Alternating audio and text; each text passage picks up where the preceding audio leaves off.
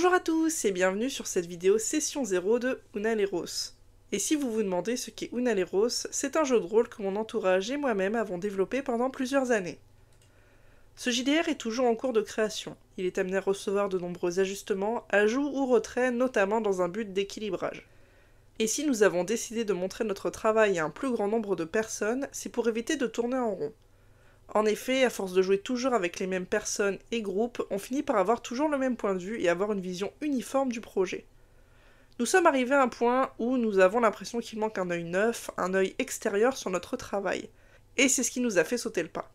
Il faut garder en tête que nous sommes habitués à jouer entre nous en petits comités. Nous ne sommes pas des habitués de Twitch ou de YouTube, ou même d'avoir des spectateurs à nos sessions. Donc s'il vous plaît, soyez indulgents car nous risquons de faire quelques petites bourdes, de ne pas toujours avoir une élocution très fluide. Les joueurs peuvent mettre un peu de temps à décider de leurs actions et même simplement parfois d'avoir des private jokes ou des moments un peu puérils. Il peut également arriver que l'on ait un langage un peu cru et des blagues douteuses. Mais il faut pas s'en offusquer, pour nous la spontanéité d'un groupe fait partie des charmes du jeu de rôle et c'est notre vision du JDR. Mais nous comprenons parfaitement que cette philosophie ne puisse pas convenir à tout le monde. Et si les points que j'ai évoqués jusqu'ici sont ok pour vous et que vous avez envie de suivre nos aventures et pourquoi pas même participer à notre projet, vous êtes les bienvenus. Et c'est avec grand plaisir que je vais vous présenter notre univers, notre JDR, à l'aide d'une session 0. Cette session 0 sera découpée en 3 parties. Une présentation d'Unaleros, puis une introduction à notre logiciel, et enfin une explication de notre système de jeu. Commençons cette première partie. Et quoi de mieux pour ça que de vous présenter la carte du monde. Unaleros, c'est le nom de la planète, au même titre que la Terre. Vous pouvez voir à l'écran le nom des océans, les capitales représentées par des icônes de châteaux, les principaux ports marqués par des bateaux marrons, et les grandes villes indiquées à l'aide de points noirs. Et avec la carte suivante, vous pouvez avoir une répartition des climats de la carte. À l'instar de notre planète, les climats sont déclinés en 3 variations. Les climats froids qui sont en bleu, les tempérés en vert et les climats chauds en rouge. Pour le moment, les climats un peu plus complexes comme par exemple continental, équatorial ou aride ne sont pas encore indiqués. Et sur la dernière carte, voici une disposition des territoires de chaque race du jeu. Le peuple humain est symbolisé par la couleur bleue. Et comme vous pouvez le voir, il y a beaucoup de bleu.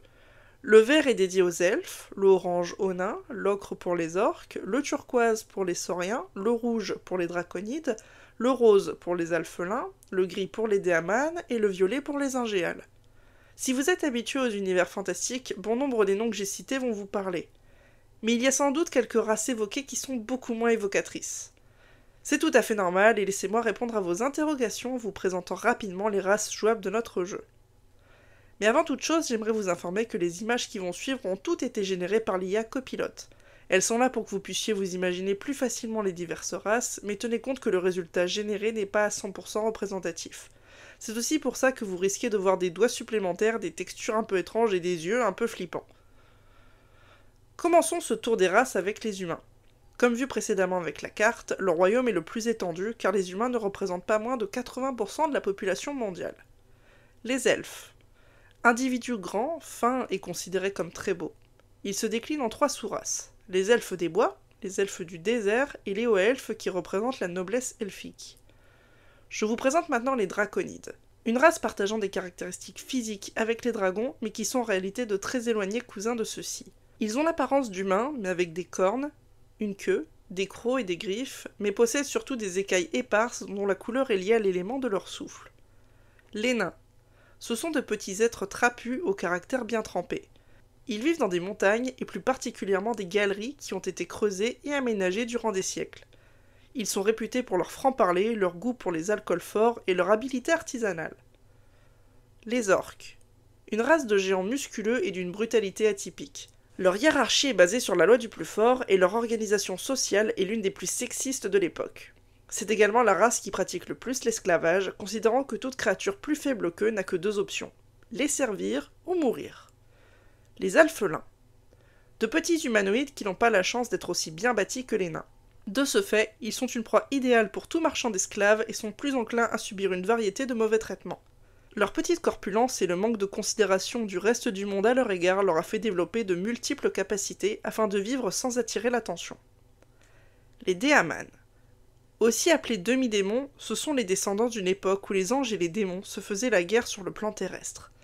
Avec leurs ennemis de toujours, les demi-anges, appelés ingéals, ils perpétuent une guerre éternelle sur le même territoire que leurs ancêtres. Cette dualité est dans leur sang et ne cessera d'exister qu'à la destruction d'une des deux civilisations. Dans la lignée des destins un peu difficiles, je vais maintenant vous parler des Vatolas et des Nazcagari. Ce sont les enfants de la déesse Kafshiv, la mère des monstres. Cette dernière prend un malin plaisir à transformer les fœtus directement dans le ventre des mères qui n'en prennent conscience qu'à la naissance de leur enfant. Généralement, ces bébés sont qualifiés comme des abominations et sont majoritairement abandonnés ou tués. On observe deux stades de transformation. Les Vatolas, qui n'ont que des oreilles et des queues animales, et les Nazcagari, qui sont littéralement des animaux bipèdes. Les Landares, aussi appelées Dryades, sont les gardiennes des forêts. Elles n'ont pas de royaume, ni de réelle communauté. Chaque Landares garde sa forêt, et rares sont celles qui s'éloignent de leur habitat. Les demi-élémentaires. On peut croiser des demi-élémentaires de feu, d'eau, de vent, de terre, de foudre et de glace.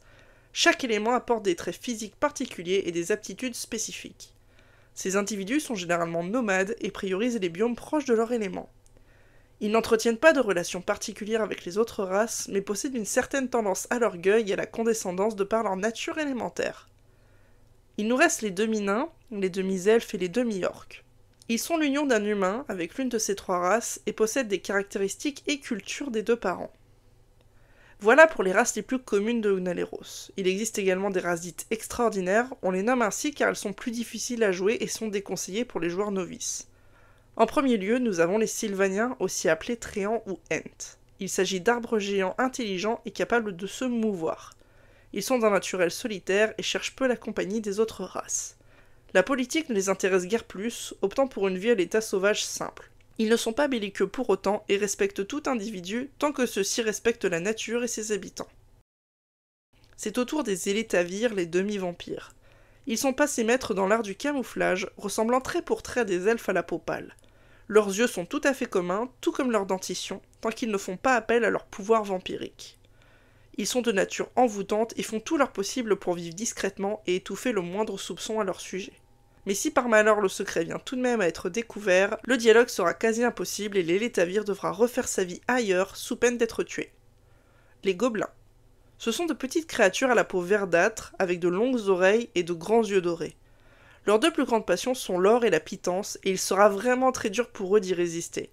Les gobelins sont tous mis dans le même panier et globalement vus comme de dangereux pilleurs, souvent comparés aux nuées de sauterelles qui ravagent toutes les récoltes sur leur passage.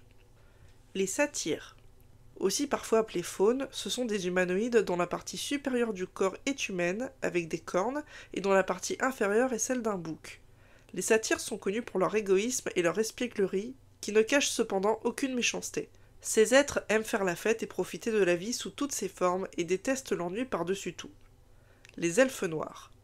Aussi appelés drôs, ils ont un physique comparable aux autres elfes, hormis leur carnation noirâtre. Ils sont chassés par tous les autres clans elfiques car considérés comme des parias. Représentant les ténèbres et la malfaisance, ils sont aux antipodes de l'image de pureté et de lumière que reflètent les autres elfes. Les autres races n'en font guère cas, bien que si la situation l'oblige, elles se rangeront du côté des elfes de la surface. Car oui, les elfes noirs ont été reclus dans des villes souterraines et rares sont ceux qui en sortent. Les centaures. Êtres dont la partie haute du corps est humaine, mais dont la partie basse est celle d'un équidé. Les centaures sont une race primaire qui vit retranchée dans les forêts ou les plaines, loin de la modernité. La plupart des tribus centaures sont nomades et tentent au possible d'éviter tout contact avec toute autre race dont le mode de vie s'est trop éloigné de la nature. Leur mode de vie, très axé sur le chamanisme, est de plus en plus mis en péril par la présence grossissante des autres civilisations, et le déclin des centaures semble proche. Terminons ce tour des races extraordinaires avec les Legeti. Proches des fées comme on les imagine, les Legeti sont pourvus d'ailes d'insectes et plus communément de papillons. Ce sont des demi-fées et leur population est très majoritairement féminine. On compte en moyenne un homme pour 30 femmes. De ce fait, les liens avec l'extérieur sont principalement dans une optique de reproduction, et comme leur mère avant elles, les Legeti n'hésitent pas à charmer des mâles d'autres races afin de perpétuer leur lignée. Nous arrivons donc à la fin de cette première partie qui, j'espère, vous aura donné l'envie d'en savoir plus. Comme dit en début de vidéo, Unaleiros est encore en construction et je préfère construire mon univers au fil des scénarios que de faire des scénarios basés sur l'univers. Ceci dit, je pense que vous avez déjà un bon aperçu de ce qu'est et sera Unaleros.